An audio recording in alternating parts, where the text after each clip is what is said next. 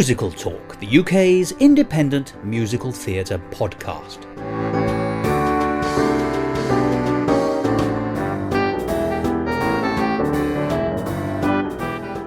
Hello and welcome to Musical Talk. I'm Thos Ribbits, who, in a recent game of Monopoly, came second in a beauty contest. Lord knows what the person who came third looked like. Never mind. It's with great delight that I can tell you there's a new range of DVDs out called British Musicals of the 1930s. Each selection contains 4 British musicals from the 1930s, the clues are all there, and it's released by Network, under one of their brandings, the British Film. In Volume 1, there are 4 musicals of which I've never heard, and I'm sure you won't have either, called Harmony Heaven, Music Hath Charms, Over She Goes, and The Song You Gave Me. And there's also a Volume 2, with a Volume 3 to come shortly, and promises of more after that. And it doesn't matter that we've not heard of those musicals, because this is the way we will. Somebody at last is picking up the British film musical history and dusting it off, polishing it up, remastering it, and making it pristine and beautiful, so that it's almost perfect for us to see it. We will be looking at this range in future episodes, and I'm very much looking forward to discussing some of those films, and hopefully encouraging you to see them too. The British musical film of the 1930s is very, very much overlooked. In fact, if you ask someone who even has an interest in musical theatre and film about what's the most famous British musical of the 1930s, they probably won't have an answer. I certainly didn't until recently. And you'll hear me asking that question of my fellow presenter later in the programme. And what we mustn't forget, of course, is that the 1930s in both Britain, America and all other countries that were making cinema films at that time was very much the beginning of the era of musical films. When films went into talkies in 1926 with Warner Brothers' The Jazz Singer, you have to remember it was a musical. So musical films were only 4 years old when the 1930s arrived. However, today, you might say perversely, we're going to be talking about 2 early British musical films which are not in the sequence British musical films of the 1930s. The first is called Elstree Calling, and it claims to be Britain's first musical. I'm not quite certain that's actually true, but it certainly can claim to be one of Britain's first ambitious musicals. And the second musical film we're going to be talking today is called Radio Parade of 1935, which of course was actually made in 1934. So 5 years after the first one. Both films were high profile, both films had certain similarities, and together they help us see the development of the British film, particularly the British musical film, in those first 5 years of the 1930s, those early years of musical films in any country. Now, Elstree Calling and Radio Parade of 1935 share similar links in the sense that both of them purport to be about putting on a radio programme. Elstree Calling is all about a radio programme broadcasting highlights from the London stage, musical highlights, as well as highlights from Music Hall and indeed some international events. It's a variety show linked by a comic, in this case Tommy Handley, who's doing the narration. It's very funny, it's very fast paced, and it has 2 colour sequences which make it stand out for a 1930 film.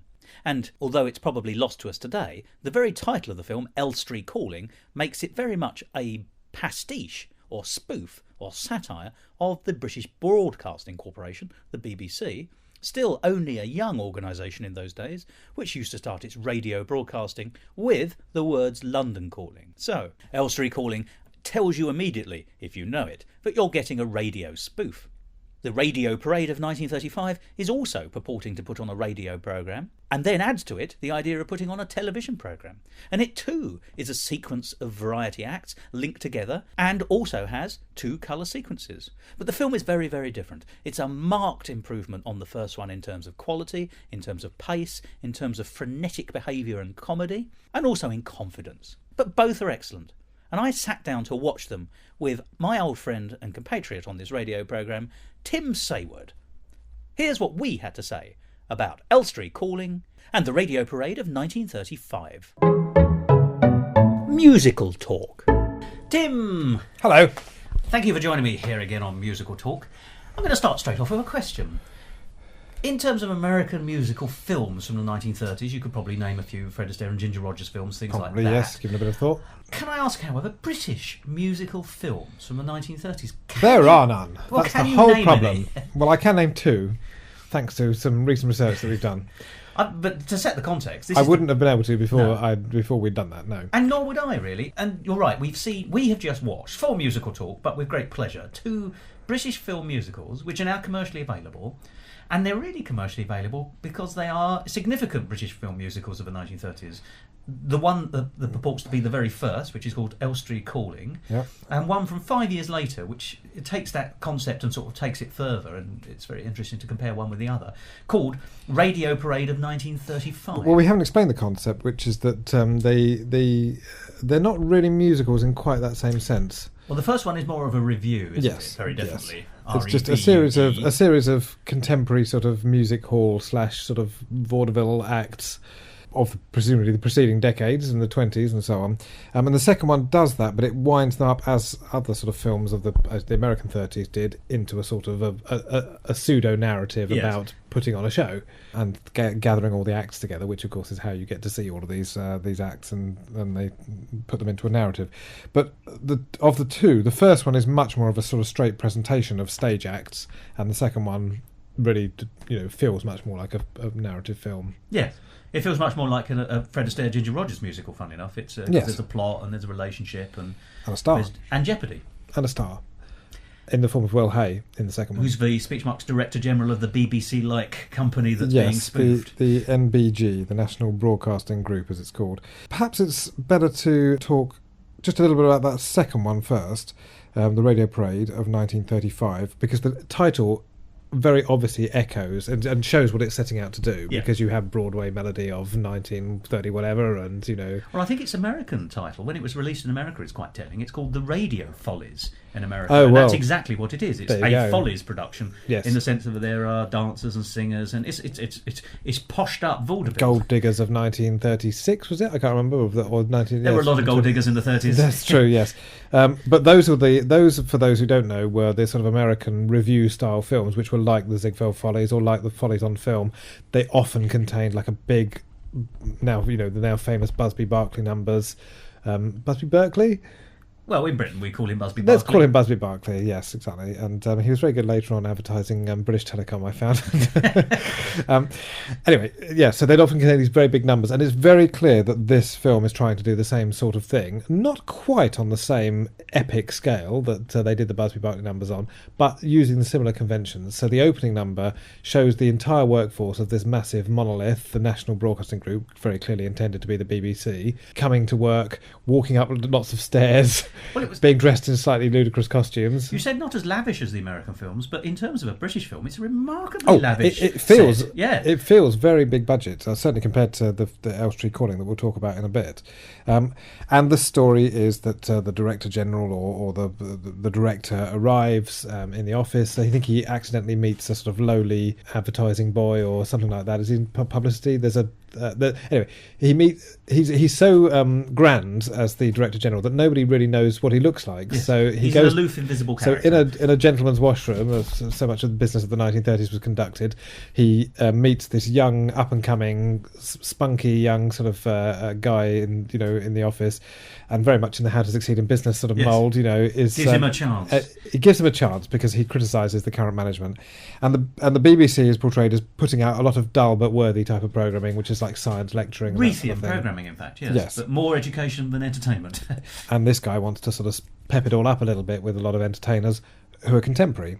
But it's fundamentally a radio-based environment. So a lot of the acts of the time, for example, Ted Ray and Stanelli. And who was the impressionist? Beryl Ord. Beryl Ord.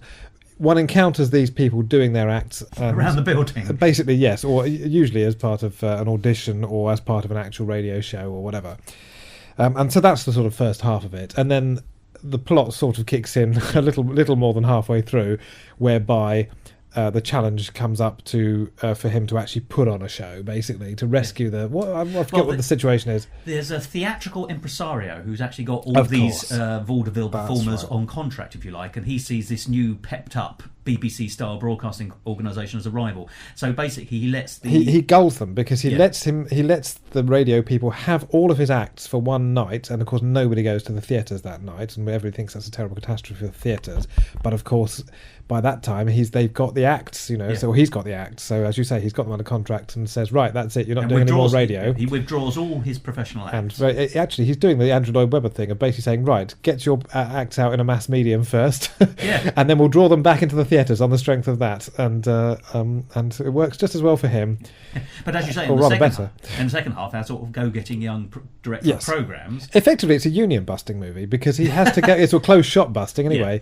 Because what he has to do is because he can't use the established music hall acts of the day or the variety acts, he has to go out and find them in among the offices of the BBC or the NBG, as it's Although euphemistically called. It's not exploitative in one sense, because the lovely thing is every time he stumbles across anyone who works for the BBC in some kind of It lowly turns out capacity, on the side they do a really brilliant act. they do a Yes. fantastic act, but then he offers them to broadcast that in the evening, and they all then say how much.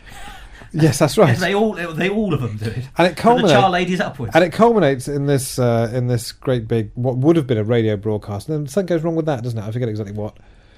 On which night? Are you talking about the final night? The final night. Well, the final night is in order to get not just to beat the impresario by having a broadcast, they decide to go one better and show why they're better than even theatre, Yes. because they then do live television broadcasts That's of right. what the radio show was going to be with their newfound talent That's right. in fields and parks and Leicester Square and. Sort of like proms in across the Britain. park sort of a principle. Yes, Yeah. exactly. And indeed, and that's indeed So it's all what about happens. television in the end. It is, that's right. And the launch of television, which of course indeed was imminent at that time. It's also notable in film circles, as indeed is Elstree Calling, for some colour footage of some Yes. of the acts interspersed with, in fact, what is basically a black and white movie. If you thought The Wizard of Oz was the first musical to start in black and white and then have colour bits, you're No, wrong. it's, the Brits got there first, albeit the colours are a bit ropey on the existing prints. So that is the Radio Parade of 1935, and, well, we've talked about some of the things that go into it. Well, let's compare it first of all then Yes. with Elstree Calling before we go into some of the details. Yes. Now, Elstree Calling has a lot of similarities in some sense because it purports, it's an earlier film, it's 1930. Yeah. It claims to be Britain's first proper musical film. Yep. It's even described as the big singing and dancing cine radio review. Cine radio being one word, rather Yes. splendid. But the point about it is, it claims, although it calls itself the Cine Radio Review, what it means is it's actually claiming to be a television broadcast. Yes. It's purporting in 1930 to be running a television service from Elstree Studios. That's right. Although, I tell you what I find interesting about it. It's, as you say, it's a much more singular thing. There's a narrator who's Tommy Hanley. So whereas you had the popular comedian that Will man Hay again, yes. linking, if you like, or at least being one of the linchpins of Radio Parade, you've got Tommy Handley, who's the great Second World War comic, but was already a big musical name. He does the continuity, the comic continuity. Very comic. He's pretty snappy stuff.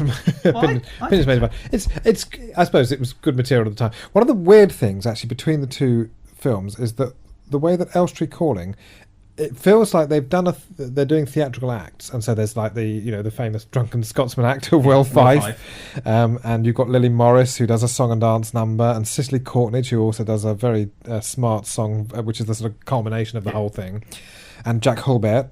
Hulbert. So we're going to go for the English pronunciation. It's Jack Hulbert, famously Jack Hulbert. In several different acts during the thing, and they do it to a completely sort of. It feels very stilted because they're effectively doing what music hall acts or variety acts on film to an absent audience, and they don't. And one of the interesting things is we've noticed is that they don't look into the camera when they're doing it, do they? No.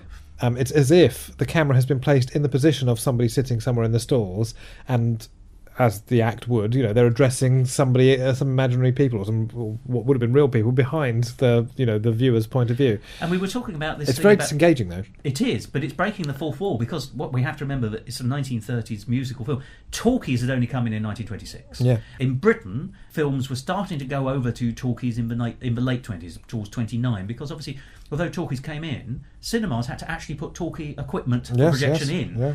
So you couldn't go immediately over. So it really was 1920, 1930 when the talkies were coming in. So this musical, this first British musical, isn't just the first British musical. It's actually very early on in the history of musicals anyway, even in America. That's right. Certainly musical films.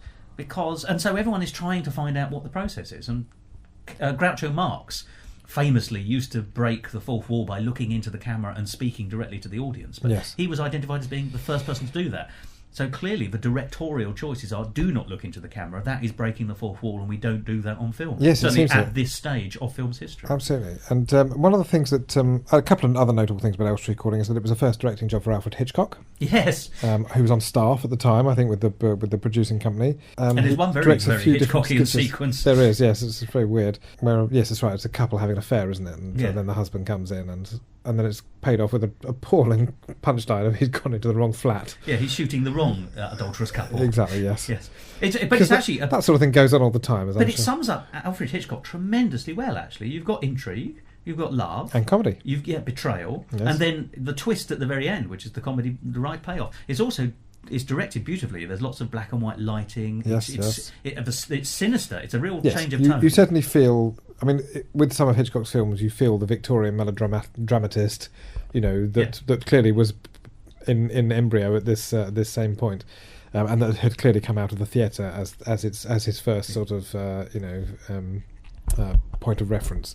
And then there's a very odd Monty Python style sketch he directs as well, isn't there? Yes, that's right. Yes, it's a sort of it's almost a Morecambe and Wise type of sketch, isn't it? It's based on The Taming of the Shrew. There's a guy who wants to come on and do Shakespeare all the way through it, and then they keep pulling the curtain down on him, or he gets pushed out of the scene, or whatever happens, and then finally he gets to do his Taming of the Shrew with a motorbike going round and random. It turns into a bit of a surreal thing. It seemed to me that Radio Parade of 1935 feels a lot slicker in its editing and in its production values than Elstree Calling. It's a much more sophisticated film. And the biggest influence that perhaps had happened to it subsequently, Elstree Calling feels like, to me, the tail end of the music hall era. So there are explicit music hall numbers and indeed music hall acts, particularly Lily Morris, and that appear in it. But by the time you've got to Radio Parade 1935, it has a feel of something like The Big Store or a Marx Brothers sort of cornucopial type of film, and the humour is clearly influenced by, I would say, the Marx Brothers by this time as well. The verbal humour of it, much more quick fire, much snappier. Well, I think we shouldn't underplay much less Elstree. About telling jokes. What you're saying is absolutely correct, but Elstree, because it's a simpler piece, could have had the opportunity to flag. But actually, we were both saying we were very impressed by the pace of Elstree Calling. It doesn't lag particularly. You may not like a particular sketch. I wasn't much taken by the Russian... There was a moment, Russian dance and Russian song, which lasted about 10 minutes, which wasn't to my taste. No. But if you didn't we were saying like it was a bit like Riverdance, but for Russian sort of a thing, But it was sung in Russian. Yes. It wasn't even sort of... Volga dance, we could call it. It jolly well was. But I wasn't much taken by that, and you weren't taken by some of the scenes taken from the London's West End, with music by Ivan Novello and Vivian Ellis and people like that. Bit standard issue for me. But the pace, it went click, click, click. Yeah. Nothing outstayed its welcome very much. Tommy Handley, I know you've just been a bit sneery there, but actually I thought he was very funny all the way through. His material is of the joke-telling variety. Yeah. And I think that was kind of interesting. But he needed it, don't you think? Yes. And but everything was done very nicely and very quickly. But it is, and now this, and now this, and now this. It had a strong flavour of, or was perhaps very influential on Sunday night at the London Palladium. I mean, we mentioned Jack Hulbert, who bears a striking resemblance to Bruce Forsyth, of course, later on did indeed do Sunday night at the London Palladium. And was that very much that kind of performer? Yeah, song, dance, comedy. Absolutely, yes, absolutely. Well, no, it is interesting because Jack Hulbert was a very famous 1930s musical stroke variety star. Yes. Appeared in a large number of films, mostly comic and singing. But as you say, he dances, he does comedy, he does... Sings a bit, yes, can act a bit. Absolutely. But he's even got that slightly odd... He's got a very lantern jaw, a very big jaw. Yes. And he has physical similarities with Bruce Forsyth. Yeah. But as you say, they're mining a very similar kind of song and dance all-rounder act. He summed up his own career in a quote that I've just seen on the internet from him, which was that he said, like, it was all going very well, yes, and he was married to Cicely Courtnidge, the great star. But he said this is all going terribly well until this guy Fred Astaire turned up and in the movies, and basically that was the end of him, because he was very much in that sort of mould, I suppose. So there's not that much more to say about Elstree Calling, but there's we ought to pick up a couple of the scenes and sketches which were unusual or surprising. Yes. Let's talk first there's two scenes in colour. Yes. Or two or three scenes in colour. Right. And they were, for the most part, scenes which had actually come from the West End. There were a couple of scenes or songs that were shipped in, basically, from what was current on the London stage. So, that's right. And had been hand-coloured in using Pathé colour, I think it was. That's right, or yes. Pathé Chrome or something. I think it's called both of those interchangeably, as far as I can tell from my But that's essentially light researches on the topic. colouring process? Yes, as far as I can see, they basically worked out what colours they were going to have in the scene, and then frame by frame made a stencil for the area that they wanted to be in that colour, used a pantograph arrangement to sort of cut out a stencil of that shape, and then did it for each of the other colours they wanted to have. So I think effectively there are only 2 colours. And then, yes, with the frames that they were actually going to project or the master copy or however they did that, they then applied the stencil, sprayed the colour onto the remaining bit of the frame, which they wanted to be that colour, and it was sort of a matte process, but just very laborious, and and the results aren't, I mean, were probably for the time pretty impressive, but certainly are not what eventually came to be used. Well, what's interesting about it is all the characters who are coloured in, essentially, that's how the colour is achieved, have what we would call a ready Breck glow in this country. The colour doesn't go up to the edge of their bodies, it goes a little bit beyond them, so they sort of radiate this colour aura because it's all down to the stencil, and if it's not been done very tidily... I'm just trying to think what the one was. Was it The Thought Never Entered My Head, or was it The Lady's Maid Is Always in the Know that was in the colour sequence? Well, certainly the most impressive of the colour sequences is the Cicely Courtnidge one at the end, which is actually the showstopper anyway, isn't it? She's been brought in from the Adelphi Theatre, and she does this fantastic number called I'm Falling in Love Again, I think, doesn't she? I've Fallen in Love, yeah. I've Fallen in Love. And it's hilarious.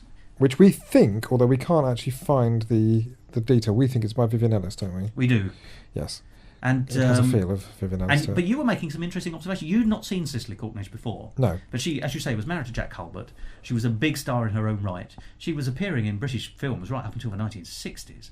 And she sang a lot of songs. She was a household name for a while. But you were very impressed by her style of performing. This is 1930, where you still think that performers are a bit staid.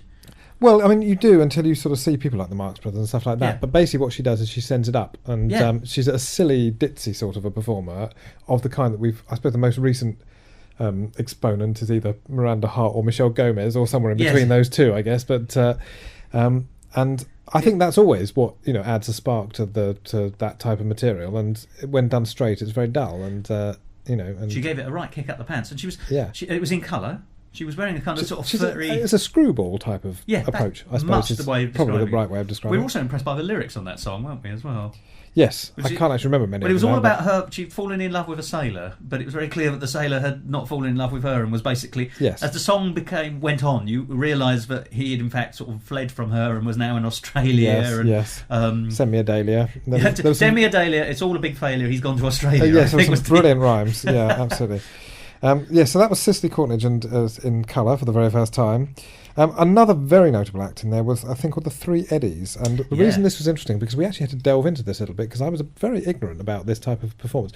What this is, and you wouldn't see it now at all, is it's a blackface performance. 3 people called Eddie. Yes, exactly. Let's get the essentials out of the way first. They've done the Stooges, name Stooges wasn't available.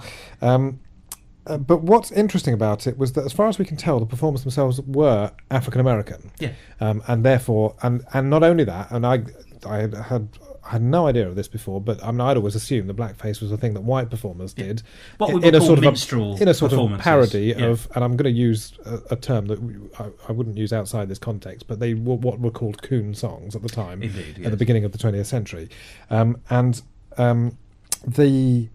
this act, however, is African American performers doing purportedly a traditional African American material and sort of contemporary jazz as well, and those two things together. Some amazing tap dancing. I mean, just really quite as performers. If you stripped away all the context and all the concerns, but done in blackface, beautifully done. Yeah. But as you say, this is the point: 3 black performers in blackface. What this led us to find out, and this is a slight sidetrack, but just as an interesting sort of fact about blackface, is that blackface was done, I now know, all the way through the 19th century by white performers, and then black performers also did blackface, and it was actually a means by which they were able to perform on an equal footing, ironically enough, with white performers, because obviously blackface is generally seen as a parody of African Americans, and not very kind, and in fact, and not only that, but a way of making money by white performers out of black culture. Yeah, exactly. Absolutely.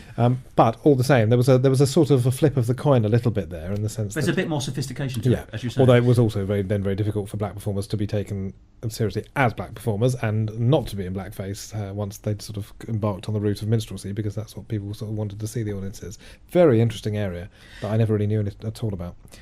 We should talk about the Three Eddies in their own right, though, because I think you're absolutely right in saying that although they were in blackface, which made it very difficult for us as modern viewers to watch, the performance they gave, the dancing was astounding, the singing was excellent, their ability to work together as a trio was remarkable. They did that sort of close step walking, which I always find amusing, and it doesn't matter who's doing it, it's just astounding that you're walking sort of close together.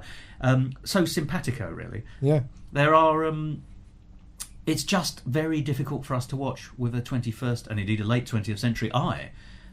Because it ticks all the wrong boxes, shall we say. There was also the number about "Tain't no sin, so take off your skin and dance around in your bones," which is done by the Three Eddies in the skeleton costumes, which you would see in pantomime as a technique. This is somebody wearing a black leotard with white fluorescent paint on them, basically dancing around under arc lights, making you look very stagey acts, really. I mean, in this thing, but it was an interesting slice of history, and in fact, in many ways, that was one of the best acts in it, actually, I suppose. Well, they were absolute professionals. What was interesting to us was actually we liked nearly all of the acts in what we were getting, and it was an odd mixture of contemporary theatre, music hall, which was already looking backwards at that stage, plus a few, I have to say, American bought-in items. But the big name on the bill, the biggest name, there were two big names, and they're both from the music hall tradition. Lily Morris, who we were impressed by. Yes. She came along and did Why Am I Always the Bridesmaid? Which was one of her signature tunes, and she also did the Working Man song. He's Only a Working Man, which I didn't really get, to be honest. But well, the joke was that he's a working man and does what the working man does, but he's actually a layabout. He lays in bed all day. She looks after him. She tucks him up in bed. She goes to work. Then she comes home, makes him his dinner, and then he goes to the pub. Yes. But she's devoted to him because he's a working man. Yes. But we found her very amusing, and her act was put over very nicely. You got a very strong sense of energy out of her. And she'd obviously been doing it for decades by this stage. But whereas we really liked Lily Morris, the other headliner on the bill, and it is a bill because it is still musical that we were watching, was Will Fife. Yes. Who is a famous Scots comedian. On the bill, he's described as the great modern comedian, funnily enough. Yes. But what were your thoughts on Will Fife? Well, I mean, one has to assume that he originated this sort of stereotypical drunken Scotsman act, which is basically what he does, and does a song about it as well, which is it 12 and a tanner a bottle, I think is the... It's all about whiskey, yes. It's all about the price of whiskey. Yeah. And how can you enjoy a bottle of happiness when it costs so much? It's essentially he comes on and does a few jokes about how mean he is and how difficult it is to get...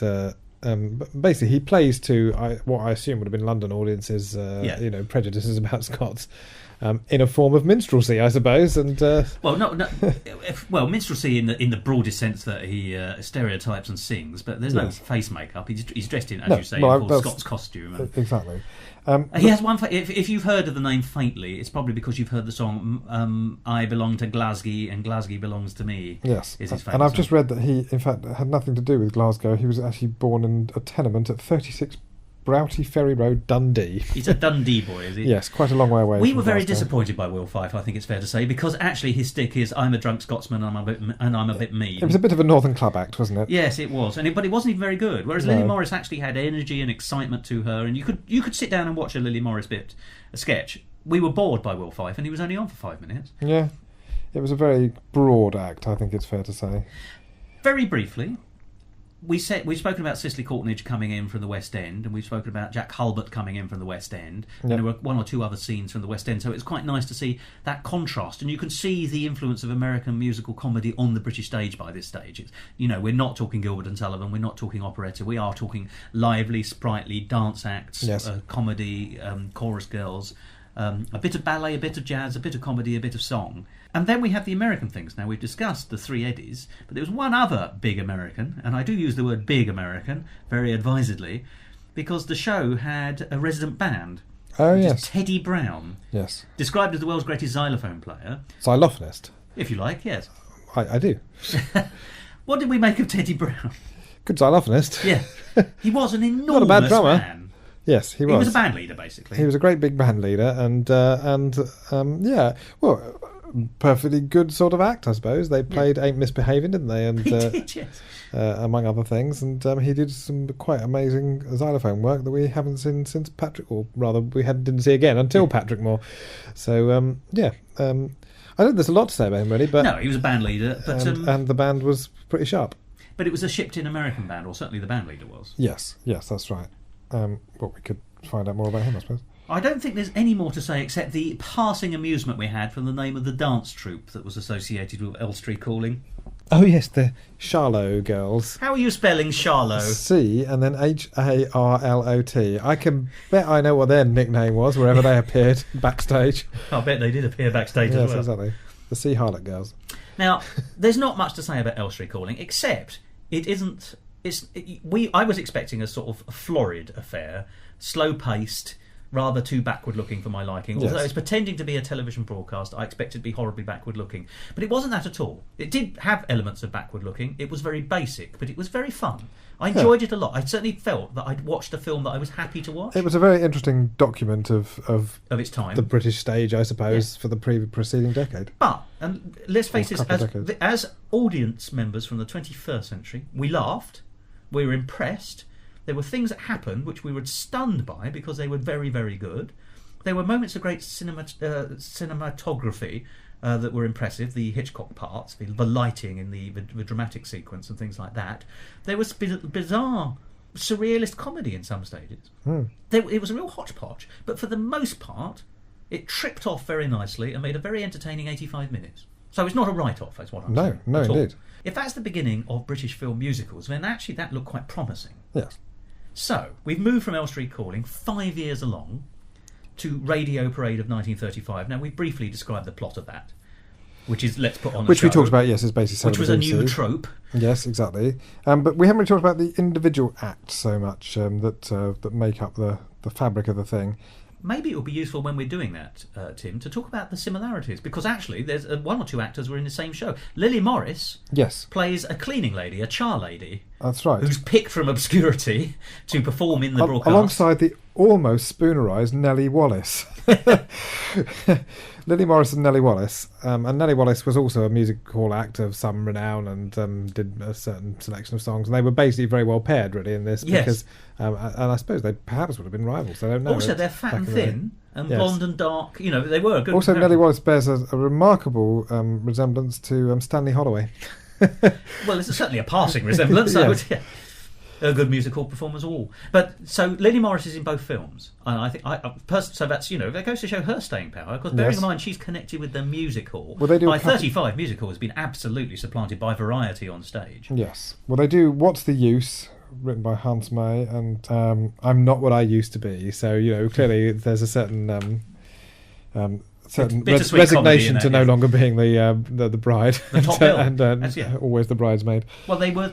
Lily Morris was top bill in Elstree Calling. But she's Absolutely. not top billing in Radio Parade. No, she's a little bit past her best. Ted Ray we haven't talked about, who I had no idea was a virtuoso violinist. But basically, as well as a comic, which is how he's remembered in he's Britain. known for a radio show called Raise a Laugh, I think. That's right. Yes, but his act in this is to play along with the orchestra a very sort of comic but extremely technically difficult bit of violining and lots of harmonics at the top. It's a bit of Liszt as well, isn't it? So it's a bit of Hungarian Rhapsody, I believe. Yes, that's right. And yeah, just really difficult stuff. Very impressive. You can see how these people were able to take their act on the road. Yes. Because we were impressed. Here we are, once again, 2014. It was the last day of 2014 we watched it in. Yes. And here we are watching something that's 75, 85 years ago. Yeah. And it's still, the virtuoso performances are still very impressive. Absolutely. Doing the new, that was one of one that he sang. We also had Ronald Franco. I'm a great fan of Ronald Franco. Now, Ronald Franco is principally known for being a sort of louche, evening-dressed gentleman who would come on and sing in good public schoolboy tones incredibly saucy songs. He was banned a lot from the BBC. Yeah. And indeed, the number he performed here was quite on the edge of sauciness. Well, the Let's Go Wild one in particular, I mean, it's naughty in a sort of... Well, it's a very interesting... Sexually thing. naughty. Yes. I think there's a banana. We'll walk down the street with a banana in our hand, sort of thing. Yeah. I mean, it's a bit racist in as much, or at least exotic. There's a lot of exoticism. It uses a sort of mixture of what would then have been called sort of Red Indian rhythms alongside African, alongside Oriental. It's a bit unclear. Like it's just the I'm afraid it's the savage dance. The savage, yeah, yes, the noble savage, yes, exactly, or the ignoble savage in this case. Although that's not actually typical of his work. His work never got onto the radio. No. You bought it on 78 albums, right? And he also did a lot of private work for Pathé, which was shown in the cinemas as filler stuff. But it was basically he would come on with Monty Crick on piano, right, and sing an incredibly loose song about. Well, one of my favourite songs of his is called Uncle Bill Has Much Improved Since His Tonsils Were Removed. Right. Now his voice is so much higher he sings soprano in the choir. Meaning absolutely, but they aren't tonsils we're talking about. Yes. It's that kind of thing. There's also a song about Good Morning Mr. Brownlow, Good Morning Mrs. Brown, and you think they keep meeting each other on their morning constitutionals on Holiday Town, and as it goes on, it gets warmer and warmer and warmer. So it's clearly they're having an affair. And then the last day, they're all very formal, and they finish with saying, "My husband's coming down today. My wife's all here in town." Okay, yes. And oh, hello. It's pull the rug under you sexually kind of stuff. Exactly. It was, and we noticed that there was.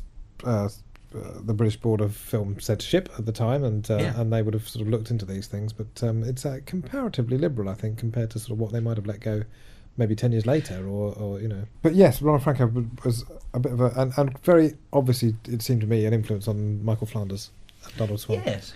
In fact, we spotted several people who we have seen in style later on. We were both saying Lily Morris reminded us partly of Carol Lee Scott. That's right. And Carol Lee Scott was famous for children of the 1970s and 80s as playing grot bags on television. Yes. But she did the working men's clubs and performing that kind of thing.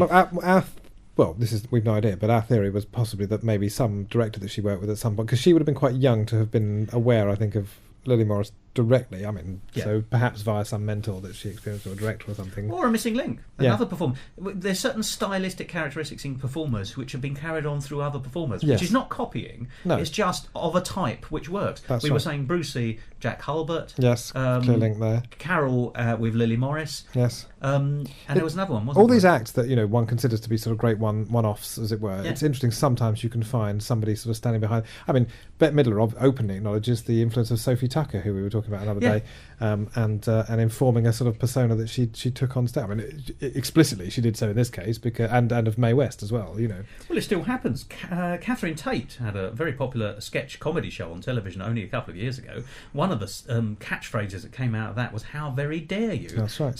Said by this slightly camp gentleman, which a lot of people said, but Frankie Howerd used to do it. Yes, and Frankie Howerd stole it from Sid Field from the 1940s. That one's been handed down through various generations. Yeah, exactly. But it's interesting to see 1935 performers.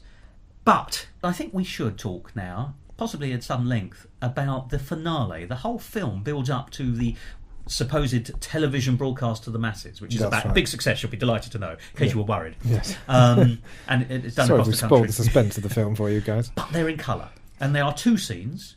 One purports to be the first scene of the television broadcast, and one purports to be the last. The last is the less interesting of the two, but we'll talk about it first. It's a big dance number. It's done by the Buddy Bradley Rhythm Girls, which I'm finding very difficult to say.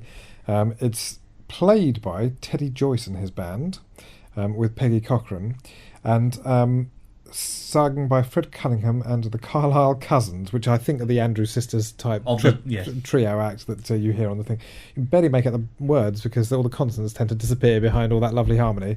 And it's written by Arthur Young, who I frankly have never heard of. But it's called Susan Brown brackets. There's no excusing Susan, and there's lots of rhymes of that type, nature. In the whole way through.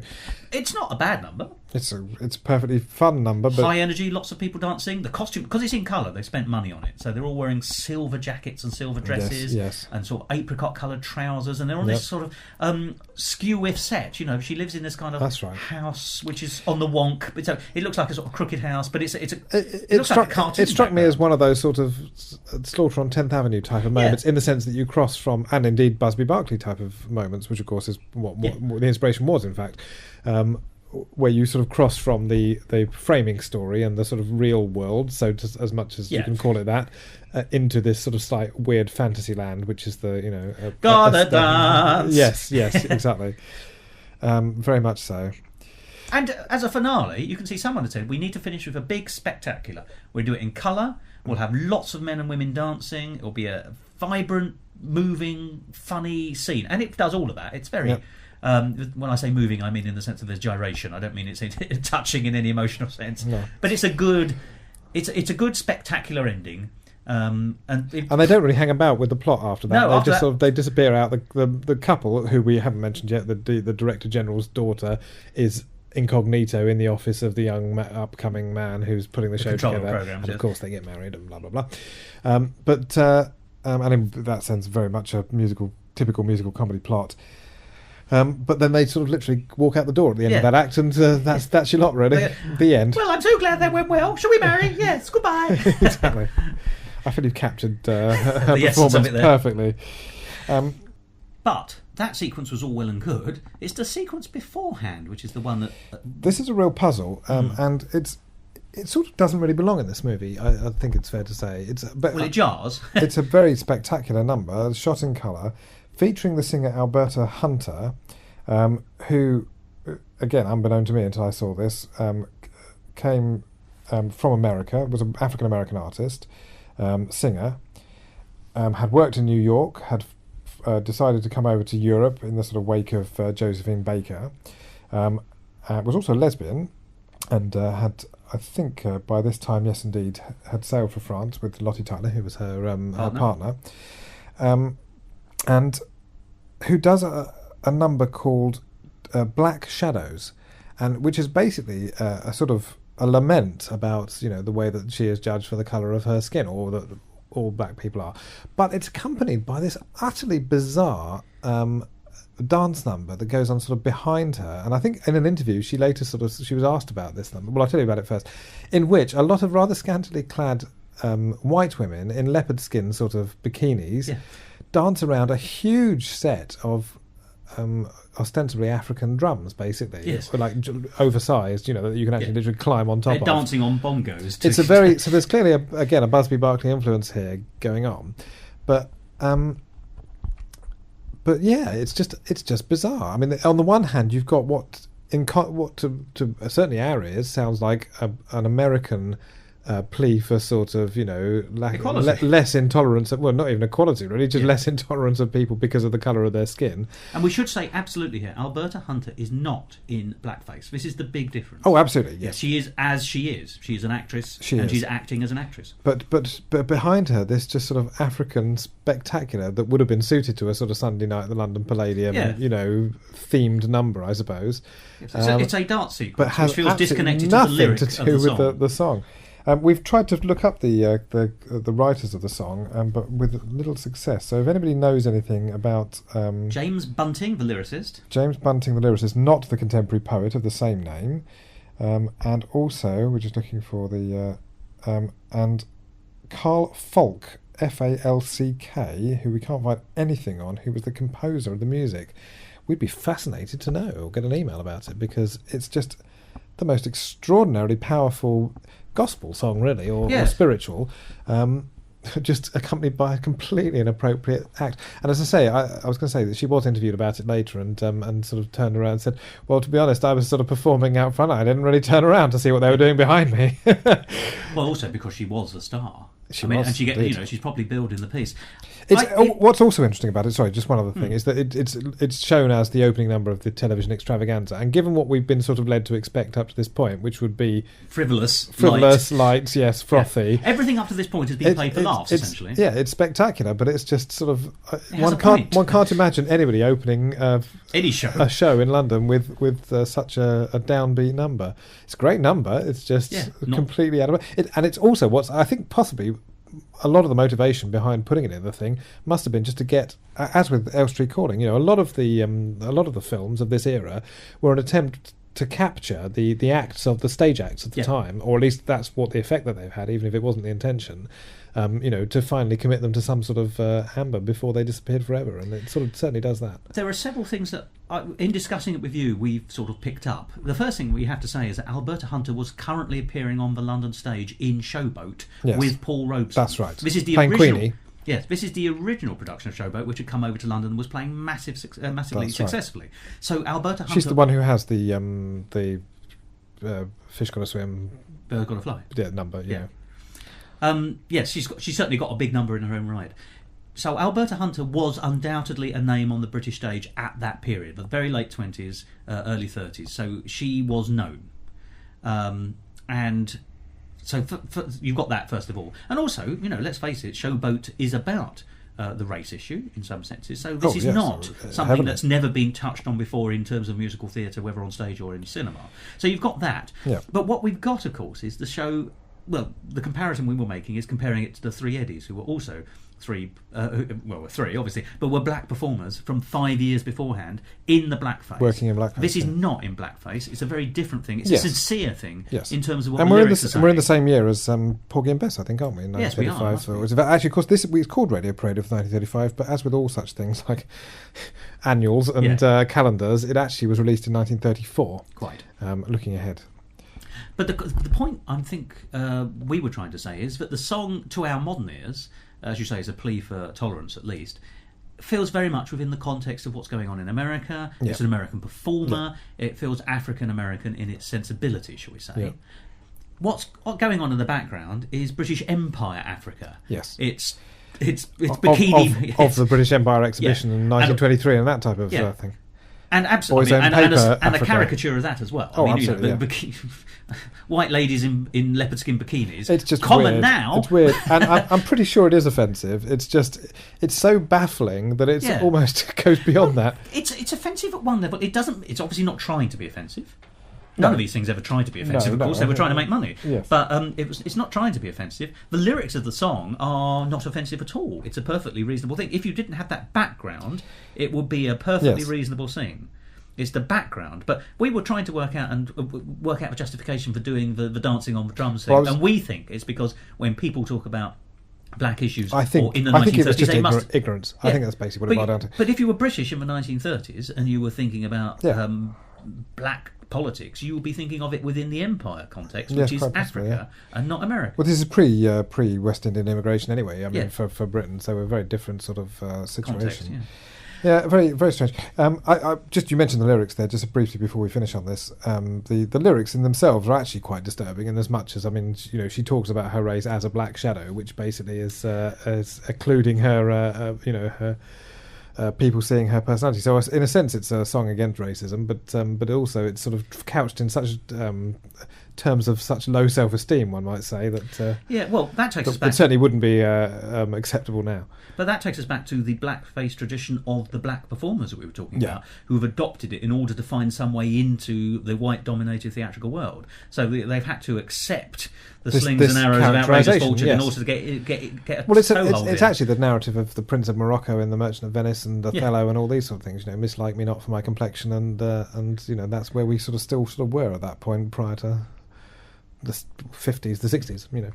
But we don't want to overdo this point, because the film, Film's the Radio great. Parade of 1936, is a great British musical. Yeah. It's a great film in its own right. It's had money poured at it in all directions. The sets are fantastic. The cast is amazing. It doesn't feel like a British film, and actually, quite a few of the performers which you haven't mentioned Yes. are American, Or purporting or to be do American. American or Yes. transatlantic accents. And what's clear, if you took these two things in isolation as just sort of the representation of British culture, which I'm just going to do for the sheer hell of it now, in those 5 years, you've got the difference between very traditional Scottish, sort of Cockney type of acts, and then suddenly this slick New Yorky American Jewish influence, probably certainly via the Marx Brothers type of humour, and it's a new world has opened up. But also, I think we're missing some of the layers, because Radio Parade of 1935 is very satirical. It's satirical about the BBC. Even down from the opening shot, you start with this white marble building, which New York has in spades, but London doesn't have much of. Right. You come down, the camera slowly pans down to the front door where all the staff are going in. Massively overstaffed, it must be said. Yes. There are bellboys to hold litter bins up. It's that kind of thing. Yeah. But as you go down, the camera goes past this modern art over the door, which is absolutely the brand new at the time broadcasting house in Portland Place, which has got the Gill statue over the door, which I don't know if you know. It's a Prospero and Ariel. Yes, but did you know originally it was very controversial because the genitals on one of the statues was considered too big and had to be remodelled to make it smaller. I had heard that, yeah. Rather splendidly. But yes, but a statue over the door immediately says we're looking at the BBC. Yeah. So you've got the satire here. The Director General makes a point of saying he never listens to any of his programmes. That's right. He says, that when the young up-and-coming chap says, I'm going to put on a fantastic show tonight, he says, I might break my own rule and watch. That's right, yeah. So there's lots of that kind of stuff. So it's satirical. And what did we discover the other day? That the initials of the station, the National Broadcasting Group. It was slang in those days for no bloody good. Yes. Yes. So there's a lot of satire going on. As you say, there's also the slick American influence. So it's just, as you say, it felt a lot like a Marx Brothers, or in looking ahead, there's Hell's a Poppin', which sort of is set in and around a film Olsen studio, and isn't Johnson, it? Yeah. Which is much later, but in fact it had that same. It's Screwball. It's the Screwball era. Yeah. Influence. Yes, it's another. Yes, it is. It's a screwball comedy, isn't it? Yeah. It's not an Ealing comedy, put it that way. Which I know those were later, but I mean the character of it is American at heart, and not. So. Well, the team of men who run the complaints department felt, although they didn't look like the Marx Brothers, they were just surrealists. There was a sort of Three Stooges sort of a feel, it was a very physical comedy act, but also lovely. There was a lovely surreal moment, wasn't there? There was a Laurel and Hardy influenced act as well, wasn't there? Well, I know they were the British, of course, but Laurel was, but they both were, weren't they? Well, one was definitely British. We couldn't work out the other from his accent. But there was a chap who had two Oliver Hardy moustaches for some reason, with a gap in the middle. But he looked more like Stan Laurel. It was very strange. Yes, it did work, somehow. But no. But going back to the team in the complaints unit, who were very... you'd have to call them American-style comics if they weren't American in their own right. They spoke with American accents. But there was lots of lovely surreal stuff. So they worked for the complaints unit. The station was getting hundreds of complaints at the beginning because of the boring programming. And so they got box files with the word COMPLAINT on it. So it says complaint on all these shelves. That's right. Complaints. When one of their fellow number becomes the chap who becomes the up-and-coming controller of programs, they realise that they're going to get compliments. So they stick a new... box file with the letter M in it. That's right, and push it in to make it... To try and make it look like compliment. Yes. Even though so it's compliment, and they can't spell any of it quite right. But that's funny. Yeah, no, it's good routine. Yeah. So that's Radio Parade of 1935 and Elstree Calling, both available on DVD. Well worth seeing. Yes. I'm just trying to see where you can get them from. There's one's from Network, and the other one's from Optimum Releasing. So, they can both be bought for probably a limited amount of time, I'm guessing. And yes, both very early examples of colour. We didn't. The one thing we won't dwell on it, but we didn't talk about. There was the colour system, and by the time of 1935, they were also, as we said, doing colour inserts. But it was done by a much more sort of technical method of putting tiny little dots of colour, or right across the negatives, and doing it. Not very many other people used. It was very rarely used. Still, well, it was more automated than the other system we talked about, but it didn't catch on. Very few films ever used it, and eventually Technicolor came to rule the world of colour. So all in all, to wrap up, two films with a lot of overlap and similarity, and yet a massive set of differences as well, just in culture and tone and attitude. Yes. But both highly enjoyable. I suppose what's interesting to think about is that if these two are sort of the key salient representatives of British film musicals at the time, what happened next?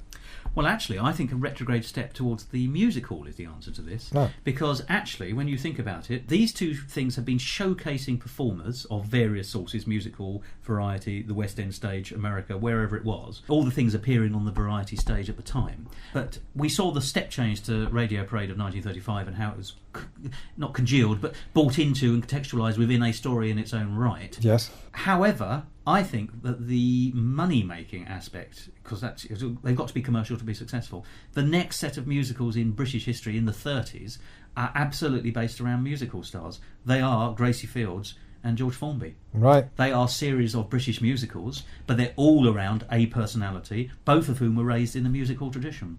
Ah. So it's actually retrograde. It's back to the individual performer, yes. rather than and written around them. Okay. It's not in any way. You couldn't put other performers into a George Formby film and make it work, could you? All the same, it was a nice brief interlude into the world of the Busby Berkeley. Barclay. Well, it's the British take on the American showstopper musical. Yeah. And it stopped the show in Britain. Well, Tim, as always, thank you very, very much for casting your critical eye over... It was a pleasure. Pleasure to travel back to the 30s and find out about blackface in particular. Yes, it was certainly interesting, wasn't it? We would recommend these films. Well, Happy New Year, and may your radio parade continue unabated. It will.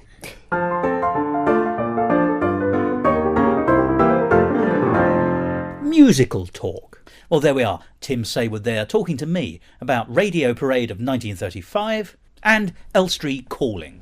If you can, see these two films.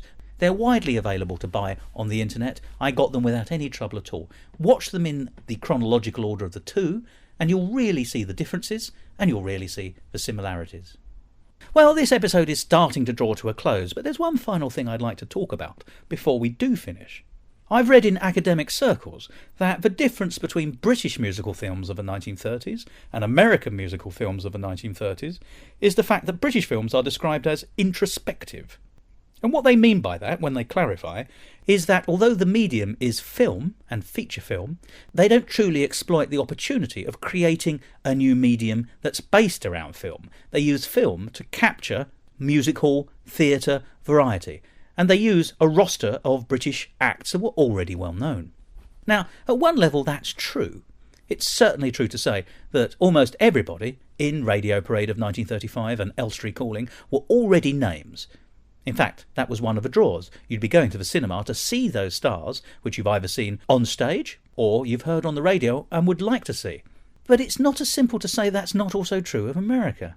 Because whilst it's true that the American cinema was sufficiently sophisticated to be creating its own stars, it was also borrowing a lot of talent from the American vaudeville and theatrical stages. A fine example, for the purposes of American musicals from the 1930s, is Fred Astaire. Fred Astaire was the talk of the town in the 1920s with his sister Adele, because they appeared in all the large musical productions. They worked for the Gershwins. They did shows for Cole Porter and many others as well, which were big hits on Broadway and big hits on the London stage when they transferred. So it would be wrong to say that the American film industry was not scouring the stages for talent. But I think the difference is that those stars who were pulled from the American stage were quite often everyman characters. If you look at Fred Astaire, yes, he's an amazing dancer, but the character he plays in nearly all his films is, for the most part, not quite a typical American Joe, but somebody who you could aspire to be or think yourself not too different from. I think the difference is that when British music hall stars or variety stars or theatre stars appeared on the stage, they were often appearing in their persona, which they'd created, characters if you like, over the years, and that character was either suited for film, such as Will Hay, or not, such as Lily Morris. Lily Morris, the great music hall star, perfect in musical, fine for doing cameos such as cleaners, but you couldn't really put her in a film and expect her to carry it. And so quite often the stars from the British musical which go on to make themselves names in film and cinema, such as Will Hay, are the great comics.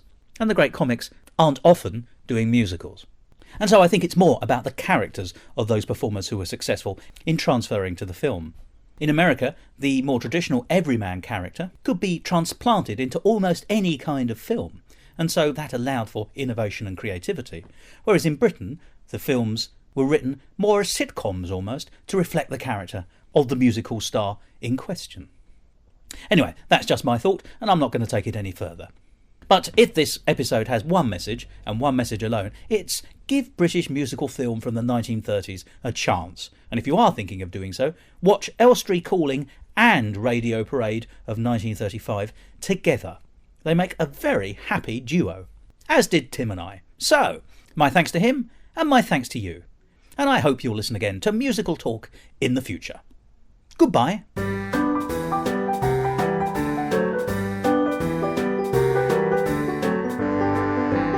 This episode of Musical Talk presented by Thos Ribbits and Tim Saywood and edited by Thos Ribbits.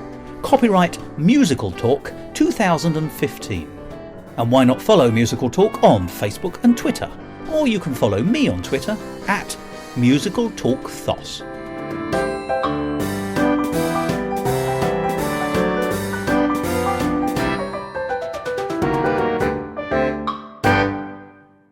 You know, if that's the beginning of British film musicals, Yeah. if that's the beginning of this sentence,